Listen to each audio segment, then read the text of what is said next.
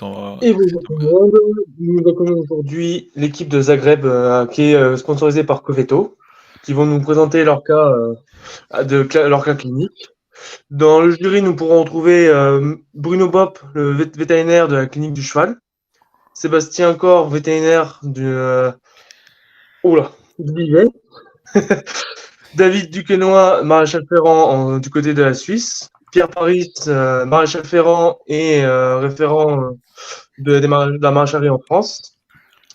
Moi-même, maréchal ferrant installé du côté du Limousin. Et je vais vous lancer le cas. Bonjour, Bonjour. nous sommes Adèle et Thibaut. Nous sommes les deux Français de notre équipe mixte franco-croate et on représente la fac vétérinaire de Zagreb. Notre équipe elle est aussi composée de Maria, Clara et Tonia qui sont dans la section croate. Donc nous avons tous participé au projet Eki Junior 2023, mais aujourd'hui on sera que deux avec Thibaut car on va faire les commentaires en français. Donc notre cas clinique, on l'a appelé du haut niveau au plus bas. Donc voici notre sommaire. Donc notre cas clinique, il s'appelle Beluga, c'est un étalon sel français de 12 ans. Il a participé au circuit CSO Jeunes Chevaux.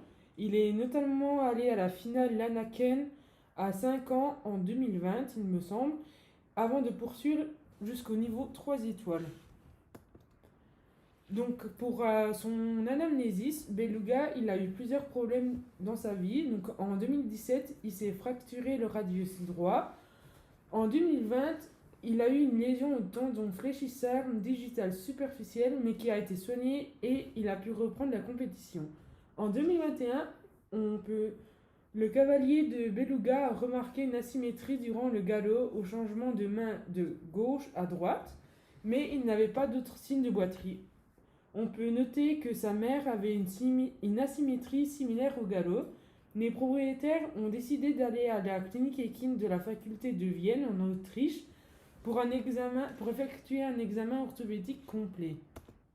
Donc voici une vidéo de Beluga à Budapest en 2020. C'était un concours de saut 3 étoiles à 145 cm de hauteur pour les obstacles. Et il a effectué ce concours après sa fracture et son problème au tendon. Donc on peut voir que ça allait bien. On passe la slide. Alors là, du coup, c'est des radios qui datent de 2019 des antérieurs de Beluga avant d'aller à Vienne. On peut voir que l'axe phalyngéen à gauche semble anormal et que les angles de la phalange distale ont une différence marquée. On peut aussi voir l'opacité des deux naviculaires qui semblent un peu augmentée. Pour les différentes diagnoses, on peut penser à une fourbure subclinique, à une arthrite ou une arthrose, à une ostéochondrose ou à une pathologie nerveuse, mais également à un traumatisme ou à une déformation des membres et à un problème avec l'os naviculaire ou une mauvaise conformation du pied.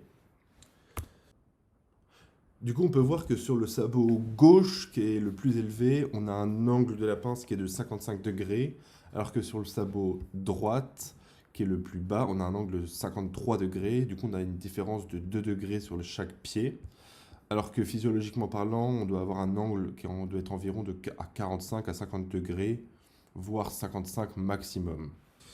Alors, le cheval il a été emmené à Vienne. Beluga a été présenté le 4 octobre pour un examen orthopédique. Ils l'ont examiné à l'aide d'un système par capteur inertiel et ils ont découvert que le cheval montrait une boiterie peu prononcée de 1/5 sur la ligne droite sur son antérieur avant droit. La boiterie n'étant pas considérée comme suffisamment grave pour s'attendre à des changements après une injection anesthésique locale. Cependant, il a montré une boiterie augmentée de 2/5 sur l'antérieur droit lorsque le cheval était mis sur un cercle à main droite sur un terrain dur. La boiterie est transférée vers l'antérieur gauche lorsqu'il a été longé sur un cercle à main gauche. Du coup, ils ont effectué un blocage du nerf palmaire. La boiterie, elle a diminué de 60% sur un cercle à main droite. Et après, la boiterie, elle a complètement disparu avec un blocage du nerf abaxial. Les radios des deux pieds avant avaient confirmé des changements osseux naviculaires déjà connus, et la confirmation du sabot semblait être perturbée sur les deux membres, avant droite, plus sévère qu'à gauche. Et les suggestions pour les traitements, du coup, c'était des fers orthopédiques, un traitement systématique à base d'osphose. L'osphose est composé de chlorhydronique acide, de bisphosphanate contre l'ostéolysis et du naviculaire. Et du coup, on va pouvoir aussi donner du triamcinolone, c'est des stéroïdes, dans l'articulation interphalangienne distale. Après ça, le beluga il est rentré à la maison et mis en place des fers orthopédiques. Donc pour le diagnostic de Beluga, on peut dire que c'est une asymétrie des antérieurs. C'est appelé High-Hill syndrome en anglais, ou en français c'est appelé syndrome de la diagonale ou encore position du poulain. Cependant, on peut dire que Beluga il a une combinaison de pathologies, le syndrome de la diagonale associé à une maladie bilatérale des naviculaires, tout en considérant les séquelles des lésions précédentes. Donc le syndrome de la diagonale ou syndrome du poulain, c'est une asymétrie entre les deux sabots avec une différence angulaire supérieure à 1,5 degré. Généralement, ça touche plutôt les antérieurs que sur les postérieurs.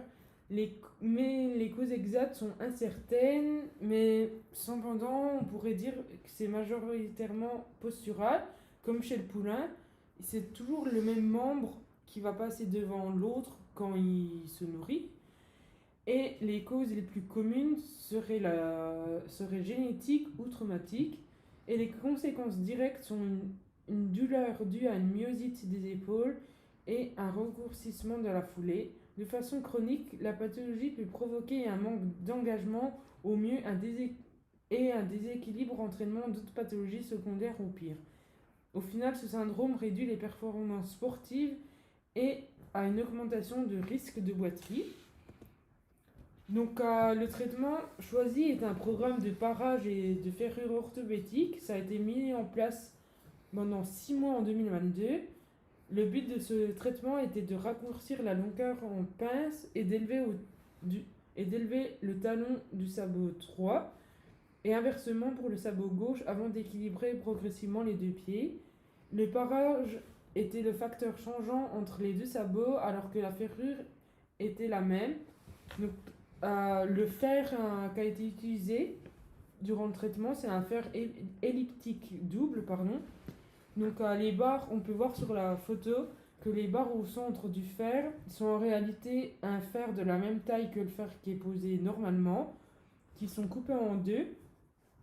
Le but de ces fers elliptiques, c'est de pourvoir une élévation de 4 à 6 degrés au talon pour aider le rétablissement du membre en redressant l'axe sabot-pâturon, tout en n'oubliant pas les naviculaires et la nécessité de soulager le fléchisseur profond. Donc les deux branches en sol manipulent le point de force sur une trajectoire parallèle à l'axe thoracique lombaire, ce qui va diminuer la tension en la diffusant sur un espace qui ne soit pas simplement uniquement sur le talon et la pince. Donc voici quelques photos du fer de Beluga. Donc à gauche, on peut voir une vue du fer d'en haut étant la face supérieure et la face inférieure. Au milieu, c'est quand Beluga a porté ses fers. Et à droite, c'est les fers vus de profil.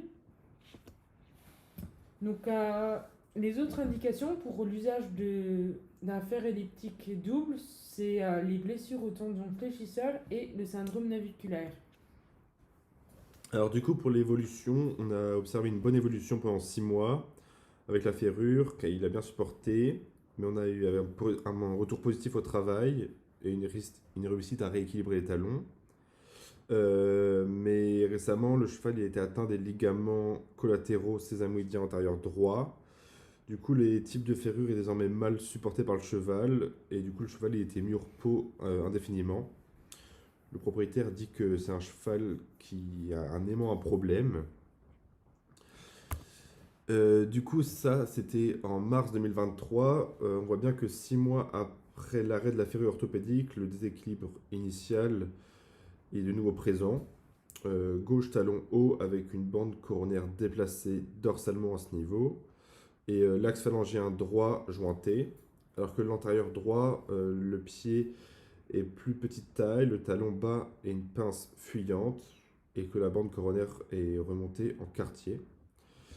Alors sur les vidéos de mars 2023, on voit Beluga qui marche au pas de face. Après, on est de profil.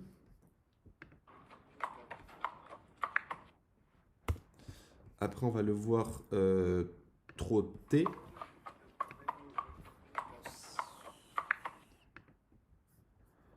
Voilà. Du coup, on observe une boiterie légère de 2/5 avec une routine des deux intérieurs, intermittente antérieure gauche, plus visible sur l'antérieur droit.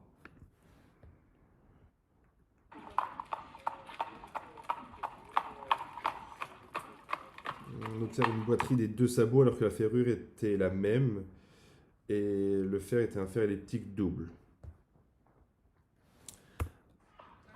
Alors, pour la discussion, du coup, ce qu'on peut faire, c'est qu'on peut mettre un panier à fond en hauteur. Il va avoir la même sensation physiologique que de manger dans les arbres. Il va déplacer son poids du corps vers la droite et vers la gauche. Il va faire des mouvements d'encolure pareil. Et plus le panier est petit, plus ça va améliorer les mouvements de balance. On peut aussi lui introduire des surfaces différentes pour s'habituer. Par exemple du sable, des gros graviers. On peut aussi utiliser un tapis de proprioception. On peut également faire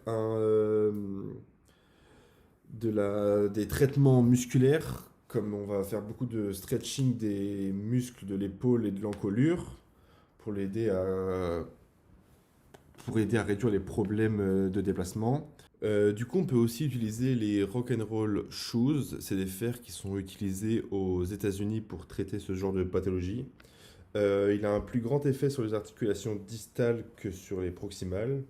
C'est-à-dire que son effet il sera plus grand sur l'articulation interphalangienne distale que par exemple sur les articulations métacarpales. Le mécanisme est d'étendre et promouvoir une flexion de 90 degrés sur le plan sagittal. Après, on peut aussi utiliser les shoes toes extension. C'est un espèce de fer en plastique qui va élonger la pince, qu'on peut utiliser sur les poulains jusqu'à 1 an. Et du coup, pour la conclusion, on va laisser parler Adèle. Donc le traitement, on peut dire qu'il a été positif et ça serait intéressant de le répéter sur d'autres cas similaires car c'est une maladie quand même assez courante mais elle est souvent méconnue qui peut cependant avoir un impact énorme sur l'équilibre et les performances d'un cheval et particulièrement un cheval de haut niveau. D'autres avis de maréchaux et de vétérinaires incluent l'utilisation d'un pad en caoutchouc ou de cuir pour amortir le poids d'un fer. Cela pourrait supprimer le désavantage du fer elliptique double qui est son poids. Malheureusement, le propriétaire a décidé d'arrêter d'investir du temps et de l'argent sur ce cheval car il considère qu'il a assez perdu d'argent. Et on tenait à remercier le Konieczki Club Spar qui est le propriétaire de Beluga et Ivan Karlovac, le maréchal ferrant de Beluga qui nous a transmis ce cas. Et surtout un énorme merci à Valentine Prier car sans son aide précieuse on aurait bien eu du mal à réaliser cette présentation. Et merci pour votre attention. On se retrouve pour les questions. À bientôt. Merci. Et Tonya, where do you come from? You come from Croatia or? I come from Croatia, a small town scene near Split, if you know. Yeah. Okay. It is actually known for horses because of our tradition long term. Okay. Okay. I guess you don't know. Donc on fait comme si on redémarrait. Donc vous vous présentez les deux francophones et après on laissera Tonya se présenter. Ça va pour vous? Bonjour, je m'appelle Thibaut, je suis en 3e année à l'école Veto de Zagreb. Ok, et bienvenue. Bonjour, moi je m'appelle Adèle et je suis en 4e année. Ouais. Et Tonya, you are in. Where do you come? You are in in which year you are? In fourth year, fifth year? I'm in my 5th year. Ok, you are at the end of the school. Ok. Donc merci les jeunes pour cette présentation. Et donc on va passer aux questions. Donc je vois Xavier qui lève la main. Donc Xavier, si tu as une question à poser aux jeunes. Tout Donc, à fait. vas-y Xavier. Donc, merci pour cette présentation du cas. Je voulais savoir si vous aviez discuté avec le maréchal et si, au cas où, vous aviez envisagé une autre type de ferrure. So the question for Tonya is, do you have some discussion with the farrier and do you have some other option for the trimming and the shoeing of the horse? So, qui veut démarrer? Yes. Yes?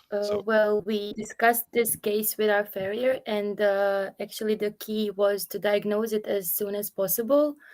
And actually the mild cases could be treated only with trimming and not shoeing, but farrier preferred the technique with combination of both trimming and horseshoeing, in which we can use straight bar horseshoes, egg bar horseshoes, and rock and roll horseshoes. And he preferred the rock and roll ones because the shoe actually takes the pressure off the external hoof walls and actually transfers it to the center of weight bearing.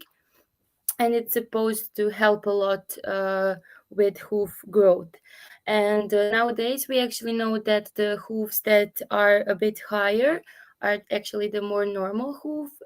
We can use the normal horseshoes, and on the other ones we can use these orthopedic ones until the hoof length reaches the normal length. Ok.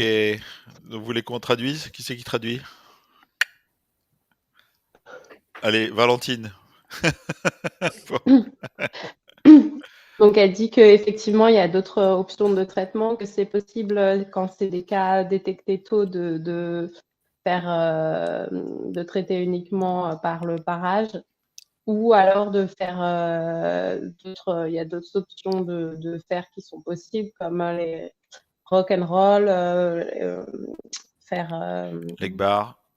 un neck bar. Et un fer à planche, ouais. Un neck bar et Ouais. un fer à planche.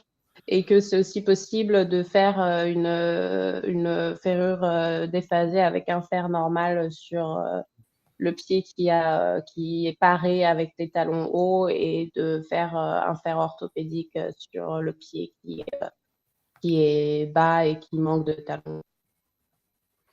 Ok, puisqu'elle a dit que sur l'avantage du rock'n'roll, ça aurait été de pas trop appuyer sur les parois en périphérie, donc de favoriser le développement de la pousse de manière uniforme. Puisqu'en fait, le cas présenté, c'est le cas d'un fer elliptique, donc avec un appui central, pour régler un syndrome high-low, en fait, sur un cheval de selle. Mais ils ont avancé un petit peu, puis après, le propriétaire s'est arrêté un peu avant l'heure. Ouais. Et donc, est-ce qu'il y aurait eu d'autres matériaux utilisables que le fer, là, qui semblait assez lourd? Est-ce que vous auriez pu utiliser d'autres matériaux, et les plus et les moins d'autres matériaux Oui, on aurait pu utiliser de l'aluminium, Ouais, mais c'est 3 fois plus léger, mais c'est 3 fois moins résistant et ça coûte 3 fois plus cher. ouais, Donc c'est pour ça qu'ils ont choisi l'acier. ok. Et les fers elliptiques, là, vous pensez que c'est quelque chose qui est utilisé de manière courante? Enfin, est-ce que le maréchal l'utilise très fréquemment, et quelles sont les limites, en fait, parce qu'il y a toujours du plus et du moins sur ces fers-là, donc quelles pourraient être les limites de ce fer elliptique? Je crois Bah, qu'il il est très utilise lourd. quand même. Ah, pardon. Non, vas-y. Vas-y, Adèle. Non, Et vas-y. puis après, vas-y. Ah oui, comme disait Thibaut, c'est un fer qui est assez lourd. Ouais, Parce qu'en fait, c'est comme s'il y avait 2 fers en soi. Et mais après, je sais, il l'utilise, il l'utilise quand même assez souvent. Il préfère utiliser ce fer-là parce que c'est assez facile, il peut le faire lui-même. Mais d'accord. après, c'est quand même un fer qui est très lourd. Donc, Ok. Vous l'avez pesé, le fer, ou pas? Non. Non, non. Vous avez une idée de combien ça pourrait peser? Do you have some idea about the weight of this shoe? Because the question is what is the benefit and also the disadvantage of the elliptic shoe? And so the second point of the question is what is the weight of this type of shoe? Do you have an idea about the weight of this type of shoe? Mm, 500 grams, I think 1 that kilo. I think that the main part is actually to take the weight off the heels Yeah. of horses and actually extend it a bit further, because the main problem is in that part of hoof. So it should help with this part. Okay. This is the advantages, but what is for the bad effect, for the wrong effect of the shoe? Well, do you have some idea? I think that the wrong effect could be if it's used a bit too long, because it could actually bring the contrast of this advantage. It could actually go on the totally other side, that the hoof can maybe overgrow a little bit in different parts where it's not supposed to, if it's not trimmed on the right time for it. Ok. Et donc une idée sur le poids d'un fer acier classique? Est-ce que vous avez une idée de ce que pèse un fer acier classique sur un cheval de selle? Entre combien et combien? Pas d'idée? Les maréchaux, 100 combien ça pèse un fer elliptique, là, comme on a vu ça? Pierre, t'as une idée, toi, du poids que ça peut faire, Xavier ou Pierre? 700-800 grammes, non? Moi, je sais. Toi, tu sais, Bruno? Ouais, 650 grammes. Un fer elliptique, ça pèse 650 grammes, à peu près? Ouais, à D'accord. peu près. Et j'avais une autre question. J'avais une question. Est-ce que vous connaissez la vérification? Comment on peut vérifier que le fer elliptique est correctement posé? Ça, c'est ma première question. Et ma deuxième question, l'alternative alu, en dehors du fait qu'il y a chez Coleoni des fers elliptiques en alu, tout près, une alternative qui se rapproche vraiment assez près du fer elliptique en aluminium. So the question for Tonya is,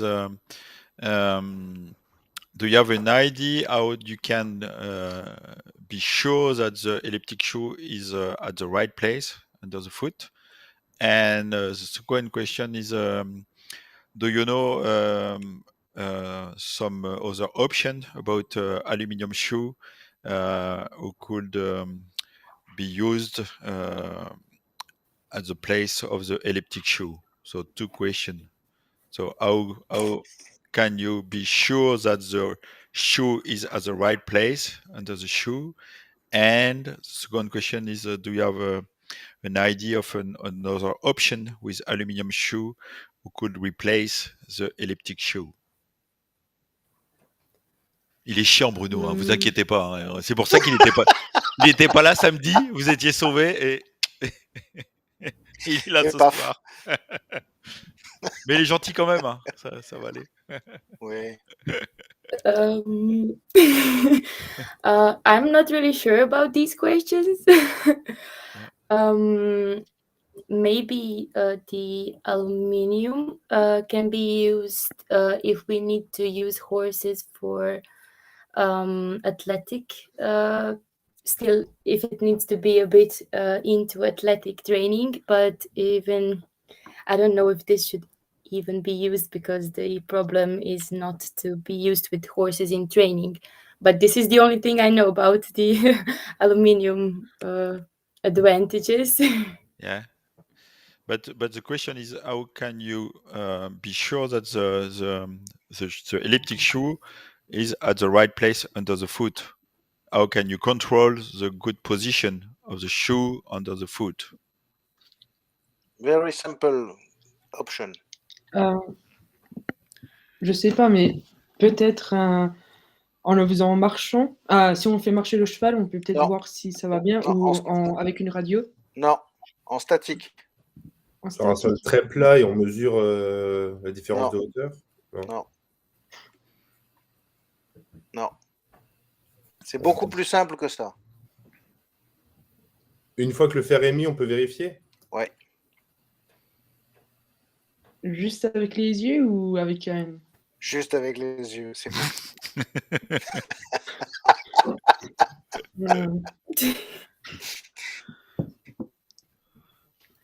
Bah, allez, vous donnez votre Bon. langue au chat alors. Bah, ouais. Langue au chat, c'est très simple. Tu te mets en face du cheval, tu tournes la tête, tu fais une flexion d'encolure à droite, et le pied tourne en même temps que l'encolure. Parce que tu es à la verticale du centre articulaire, et donc le cheval, en fait, quand tu tournes la tête, le pied tourne avec, c'est magique. D'accord. Ok. C'est magique, voilà. So- Et Ouais. l'alternative, c'est le fer Equiplus ou le full rolling Coleoni, qui se rapproche le plus de ça. Donc tu traduis en anglais maintenant, Bruno? Non. Non, en italien, en espagnol, mais pas en anglais. So the answer of the question, how can you control that the shoe is at the right place under the foot, is that when you turn the head and the neck of your horse to the right side, the foot should turn in the same rotation with the same speed than the head, because your horse turn around the center of rotation of the foot. You understand, Tonya, or not? You can Yes, I do. Thank you. do like that, okay? And the alternative to the elliptic shoe is the Equiplus, or, et c'est quoi l'autre truc?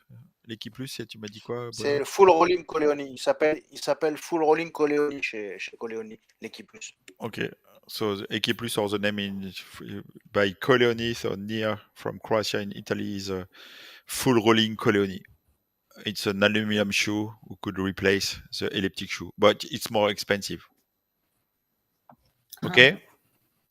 Ok. Okay, thank you. Est-ce qu'il y a d'autres questions dans la salle? Le fer, moi j'avais une question sur le fer rock'n'roll. Il est en aluminium aussi, enfin, c'est un alliage, je pense. Celui qu'on a utilisé? Non, Oui. l'option. Vous en avez utilisé un Non, une option on a utilisé qu'un fer elliptique en acier. Ouais, mais il y avait une option sur le fer rock'n'roll Oui. où le propriétaire ne pouvait pas parce que il n'avait pas assez de moyens ou non, je me suis peut-être avancé. C'était juste en discussion. Oui. Ok. Oui, on aurait pu en prendre un en aluminium aussi. Oui. Mais oui, voilà. Et par expérience, quoi, c'est des fers. Enfin, nous, on l'a connu sous le nom du Springtop, et c'est des alliages qui sont quand même assez résistants. Enfin, ça s'use pas si vite que de l'aluminium pur, quoi. Ok. T'as un bon avantage. C'est assez dur, quoi. Ouais. Ok. Et donc, il y avait une dernière question, c'est comment on fait la différence entre un pied beau génétique ou un pied qui a les talons hauts? Vous vous rappelez, c'était la question de Luc. C'est à vous qu'on avait posé cette question-là. Quand c'est génétique, Ouais. Oui. quand c'est génétique, quand on fait le parage, on va avoir du sang, alors que quand c'est articulaire, dû à la position, on pourra toujours parer. Ouais, c'est ça. Tu as le corion qui monte sous tes talons quand tu as un pied beau qui est là depuis très longtemps et d'origine plutôt génétique. Et puis quand tu as un pied haut, pas un pied haut, pas un pied beau, mais un pied haut, tu peux parer tes talons parce qu'en fait les talons montent parce qu'ils ont un défaut d'appui. Ouais. Donc c'est bien. Do you understand, Tonya, what we said about the difference about the club foot? The club foot with a genetic origin, when you trim the heel, it's not possible to trim a lot the heel because you will arrive very soon in the corion. So you will arrive very soon with the blood. But if you have a high heel in reason of a bad conformation or some pain or something like this, you can trim the heel because it's only a wall, but there is no corion under the wall. Okay? That was a question from Leroy, qui n'est pas là ce soir. Voilà. Ok. Est-ce qu'il y a d'autres questions? Xavier, une autre question pour clore? Non, comme ça, je n'ai pas. Ouais. J'avais pensé à parler pour un autre fer, mais ça a été fait. Bon. Eh ben, c'est bien alors. Ok. Et les filles? Léa, est-ce que tu as une question sur les fers elliptiques? Pas tant. Pas tant. J'ai bien appris avec. Ok, bon bah super. Et ben en tout cas, on vous remercie beaucoup et on souhaite un bon rétablissement aux nouveaux blessés du soir là du coup. C'est ça. Et on espère vous voir bientôt en Normandie, donc fin septembre. So Tonia, you are welcome in Normandy at the end of September, and we hope that you will come with your friend. Okay, that will be a very nice place to be Okay. for the horse in Normandy. Okay, so bye bye. Thank you.